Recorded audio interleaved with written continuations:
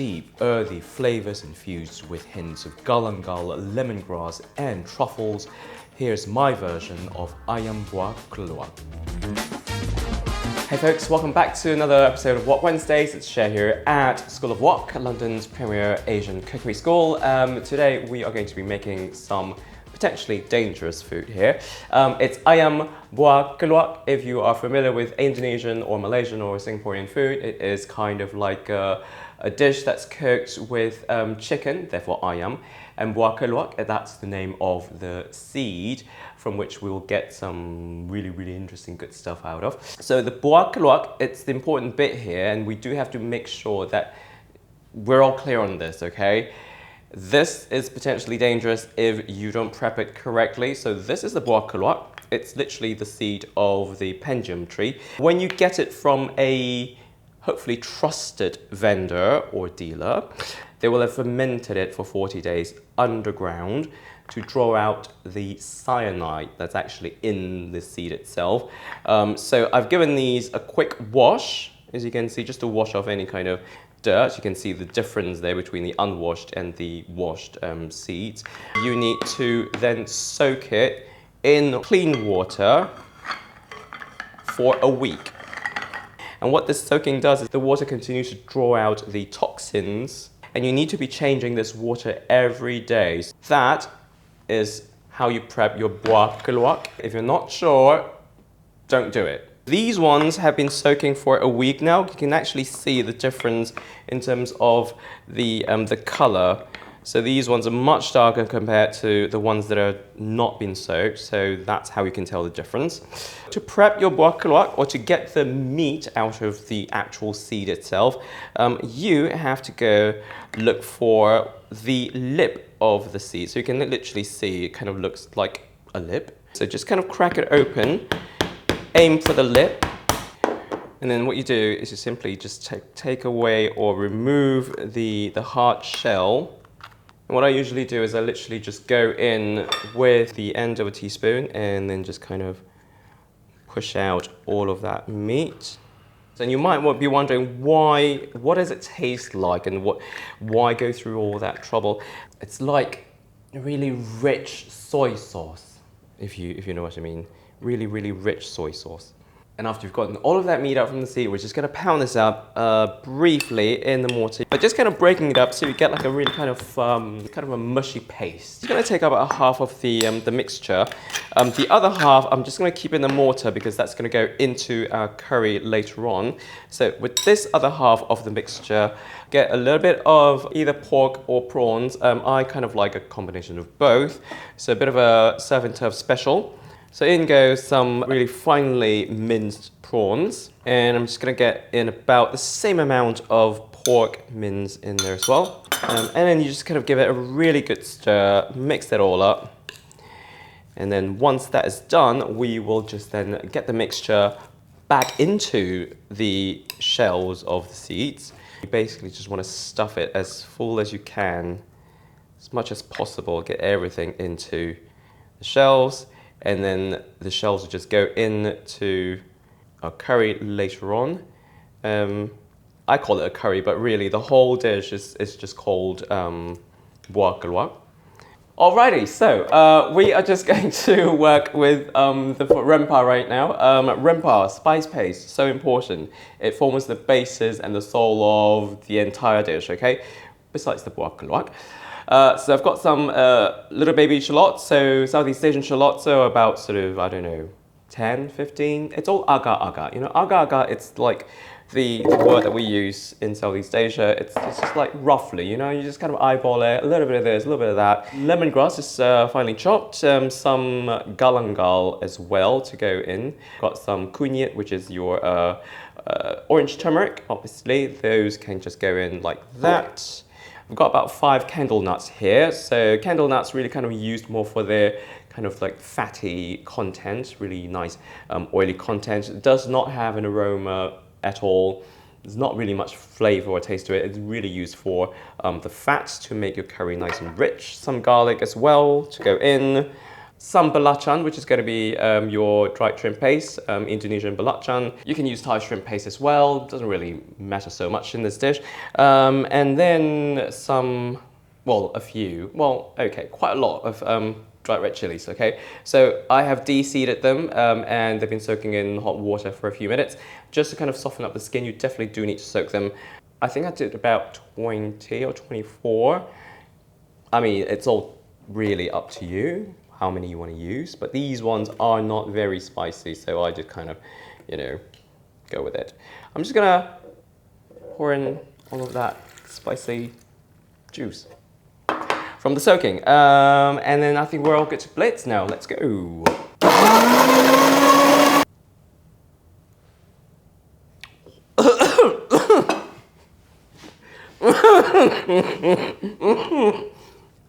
Wow, okay, yeah, that's definitely blended. I mean, that is done. Ah! Alrighty, I mean, that blender was so efficient, it just made complete, you know, really short work of blending up those spices. No need to be pounding all the time, I think. Just kind of sometimes life is a little bit short, particularly when you're working with a recipe that's got so many different elements to it. Blending a rimpa, hey, why not?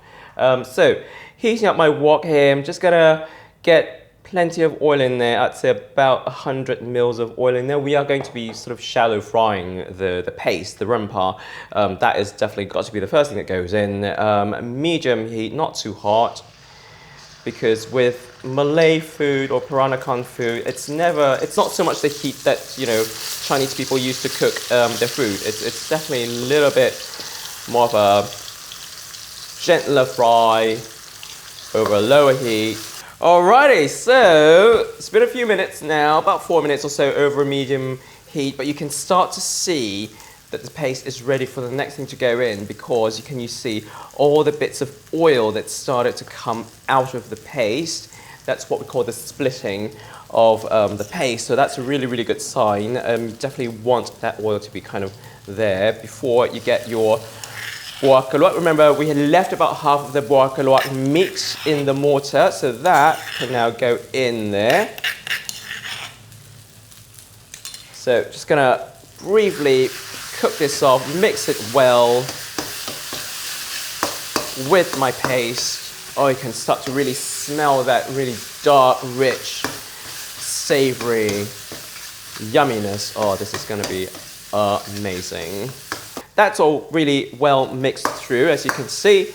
I'm just gonna now get some chicken in there. So I'm using bone-in chicken, mixture of chicken thighs and drumsticks, but you can use whatever you want, okay? Just maybe one more drumstick in there. And just kind of give it a really quick stir. Make sure it's nicely coated. Now we're gonna go in with some tamarind water. So tamarind water, I'm just kind of doing like a pretty kind of basic version. Well, not a basic version, but a traditional version. It's literally just a bit of tamarind paste. I've got some tamarind paste with some seeds and pulp. Basically, just massaging it in a bowl with some sort of warmish water. So it literally just kind of looks like these. So the seeds just kind of look like that, and you just want to get rid of that. Just going to pour in my tamarind water. If you need to, you can then maybe top it up with a little bit of water, perhaps some chicken stock. I just happen to have some chicken stock here. So that is just going to go in just enough to cover, because now we need to leave this to actually simmer away, poach the chicken for about, well, until it's cooked really. But before we do that, can't forget your actual buah keluak. So the stuffed seeds can now go in, and they literally will get served in the dish like that as well.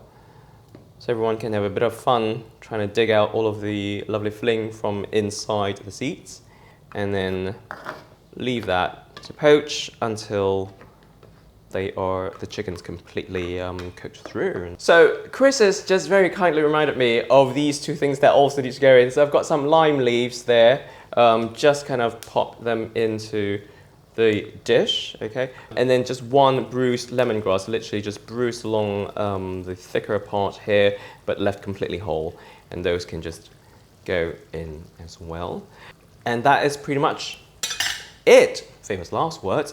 If you wanted to, you could pop a lid on, but I just tend not to. If I find that it dries out a little bit too much, I'll just top it a little bit more chicken stock, or get some more chicken stock in there. But otherwise, I'm just happy to let that mix and mingle. That looks absolutely amazing. So it's actually reduced quite a bit now. Chicken's definitely cooked through. So I'm just going to give it a little bit of taste here, just to make sure that seasoning-wise we're okay. Ooh, a nice bit of acidity coming from the tamarind, for sure. I reckon no more salt. It's definitely got the belacan coming through. So maybe just a tiny bit of fish sauce. I can't help it. Fish sauce tastes great. And definitely some sugar. So I'm just going to go in with a little bit of gula melaka. You can also use just a normal sort of like brown sugar if you like. And just give it a really good stir. And I think we're there.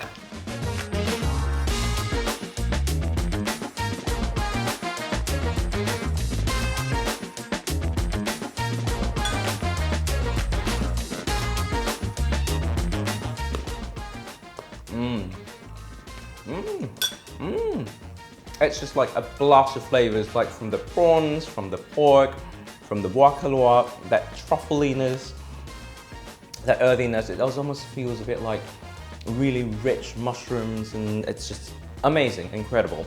You have got to give it a go if you can get hold of some buah keluak. If you like this recipe, do check out the other ones that we've got on this channel. Also hit the subscribe button and also leave a comment if you like. And until the next time, happy walking.